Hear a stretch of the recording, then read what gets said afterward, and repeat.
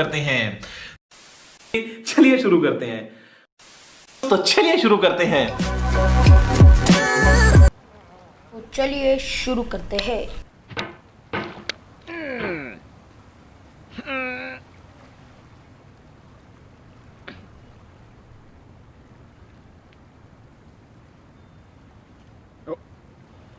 कब भाई 5 मिनट में कर देगा? बोलो जल्दी, वर्ल्ड रिकॉर्ड बोलो। कौन सा वर्ल्ड रिकॉर्ड कितने मिनट का है? There's no feeling more intense than starting over.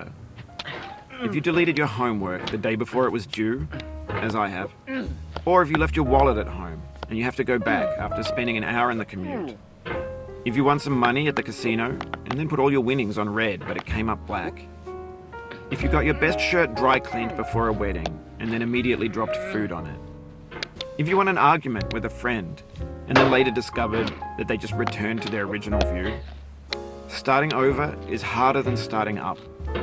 If you're not ready for that, like if you've already had a bad day, then what you're about to go through might be too much. Feel free to go away and come back. I'll be here. Alright, thanks for coming with me on this trip. I'll understand if you have to take a break at any point. Just find a safe place to stop and quit the game.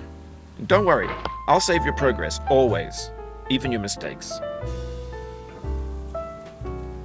This game is a homage to a free game that came out in 2002 titled Sexy Hiking.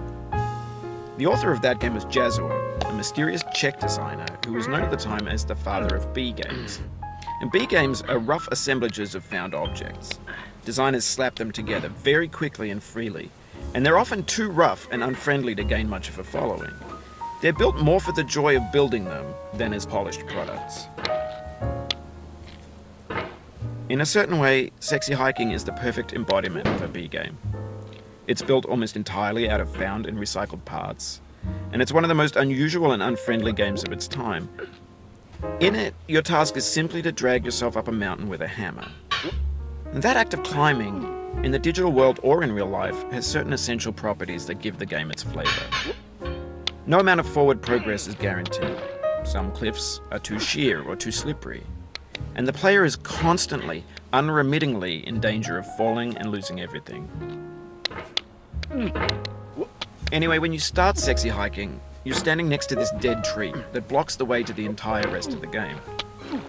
It might take you an hour to get over that tree, and a lot of people never got past it. You prod and you poke at it, exploring the limits of your reach and your strength, trying to find a way up and over. And there's a sense of truth in that lack of compromise. Most obstacles in video game worlds are fake. You can be completely confident in your ability to get through them once you have the correct method or the correct equipment or just by spending enough time. In that sense, every pixelated obstacle in Sexy Hiking is real. The obstacles in Sexy Hiking are unyielding, and that makes the game uniquely frustrating.